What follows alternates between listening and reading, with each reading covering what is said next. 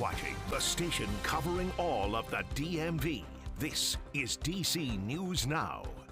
And thanks for joining us for DC News Now. For I'm Mark Hall. And I'm Annalisa Gale. Well, we want to check on this weekend forecast. It's looking like it's going to be a beautiful one out there, Mark. Yeah, I'm looking forward to it. I have a lot of plans, and they're going to get done regardless. But it looks like the weekend is really setting up for a special opportunity because there's a lot going on throughout the DMV this weekend. Yeah, gorgeous look from our rooftop camera. How gorgeous it is right now. Let's turn over to forecaster Brittany Ward for a look ahead. Hey, Brittany. Hey guys, yeah, going to be gorgeous as we head through your weekend. We're going to be tracking wall-to-wall sunshine both Saturday and Sunday. We're also going to be tracking warmer conditions. So, looking at taking a look at satellite and radar, showing you what's been going on the past couple of hours. We had some rolling clouds. Now we're starting to see a break in the clouds.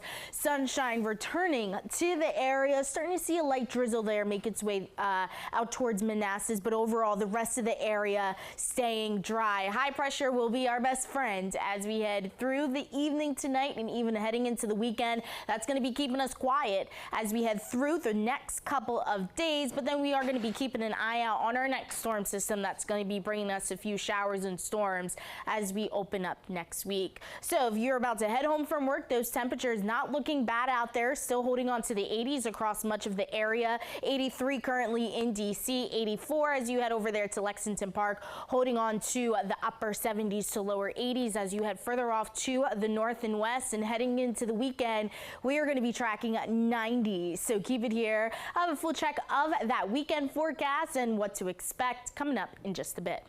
All right, Brittany, thank you. Developing now in the district, DC fire officials are investigating 2 arsons at the same apartment complex in Southeast. DC News Now's Leonard and Fleming joining us live now from Southeast with the latest on this investigation into those fires. Leonard, what are you learning?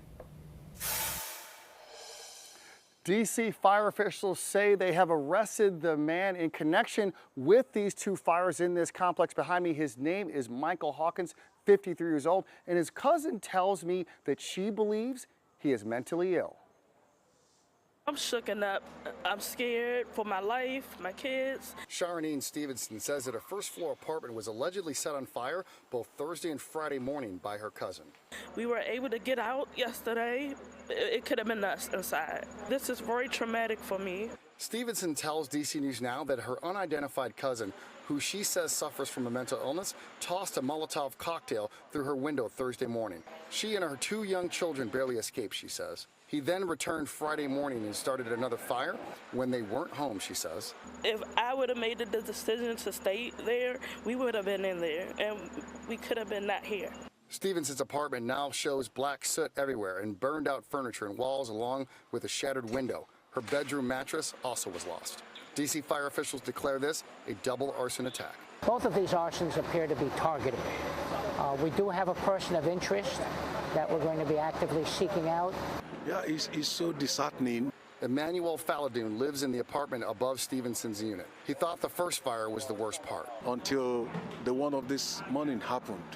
And it's so crazy. I peeked from the window and I saw the guy, trying to make the fire.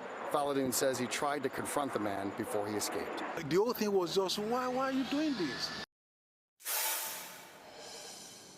Fire officials tell me that 4 people have been displaced from this apartment unit and that the Red Cross is helping them to find places to live. Reporting from Southeast, Leonard and Fleming, DC News Now, back to you. All right, Leonard, thank you. DC drivers, listen up. Israel's prime minister is out of Washington, but he's still making an impact on the roads. Street closures and parking restrictions around Northwest are here to stay through the weekend. The restrictions will be lifted Sunday night at 6. Now, to see if you're impacted, head to DCNewsNow.com. Well, new this afternoon, the families of 2 young men killed in a Prince George's County car crash came together to say their final goodbyes today. The 3 men who lost their lives in that crash, Isaiah Hazel, Kyrie Jackson, and Anthony Litton Jr., are former star athletes on the Wise High School football team in Upper Marlboro. DC News Now's Randy Bass joining us live from the emotional ceremony. Randy, what are you learning from the First Baptist Church of Glen Arden there? Yes, Annalisa, today we saw hundreds of people come out to pay their respects. Friends, family, coaches, former teammates, all there to show their love and support for Isaiah Hazell and Kyrie Jackson. Their lives cut short, leaving a whole lot of love behind. Glory for yourself. Honoring the lives of Kyrie Jackson and Isaiah Hazell. Described as driven, vibrant young men, both passionate about the sport they loved most. Their jerseys and cleats on display today. Kyrie is a special teammate. He cared about being a good teammate, being part of a locker room, and committed to working hard for something that was bigger than himself. Jackson recently drafted to the Minnesota Vikings. Head coach Kevin O'Connell getting emotional, reflecting on his short time with the team. He looked at me and said, nope, I can play. I have to be out there with my brothers. Hazell's former teacher, Natalie Rosales, remembering his impact on and off the field. He wanted to share his love for football and a passion for Murray by starting a nonprofit organization to help student athletes. Their former football coach, William Goodwine, remembering Hazell fondly as a hard worker with a kind heart. He just cared so much.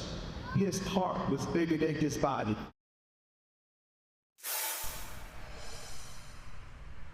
Again, just a very emotional ceremony here all around today at the First Baptist Church of Glenarden. Both Hazell and Jackson will be interred at the Lakemont Memorial Gardens in Davidsonville, Maryland. Reporting in Upper Marlboro, I'm Randy Bass, DC News Now. Randy, thank you. Well, new at 4, the daughter of the late Supreme Court Justice Antonin Scalia has been appointed to serve on the Virginia Board of Education there. Meg Bryce, who works as a psychology educator, was appointed by Governor Glenn Youngkin. She'll be one of 9 members responsible for determining statewide curriculum standards. But the appointment is drawing criticism tonight from some Democrats who say that move is politically motivated. Well, we have a recall alert connected to a listeria outbreak. It involves some Boar's Head deli meat. Officials say that a sample from a Maryland store tested positive for listeria. The outbreak has so far sickened nearly 36 people across 13 states. 2 people died. Most commonly reported eating deli sliced turkey and liverwurst. Well, the fans have not been allowed into Washington Commanders training camp just yet, but the team is kickstarting their journey this weekend. Our team has been out there to cover the action. Alex Flum and Tiger Munn have the latest. They got to hear from the star rookie quarterback out in Ashburn this morning. Commanders training camp, all eyes are on rookie quarterback number 2 overall pick Jayden Daniels, and Tiger for the first time here at camp. This camp, we got to hear from him Friday morning. Yeah, and whether Daniels likes it or not, he will be the face of this franchise. And when he spoke today, he said that he's ready for that spotlight. I'm ready to embrace, the teammates, the fan base, everything that just comes with, playing quarterback, not even here, but anywhere, for any quarterback, rookie, vet, anybody, got to be able to embrace everything that comes with it, the good and the bad. How can I prepare myself mentally, physically, emotionally to go out there and compete every day on the practice field and then help out, when it comes to game times, if my name is called.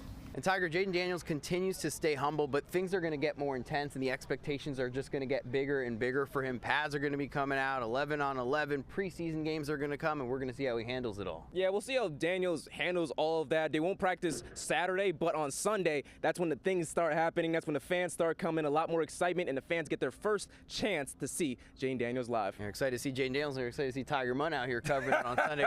We'll have the coverage for you then, but we'll have a lot more coming up at 6 on Jayden Daniels. For now, we'll send it back to studio.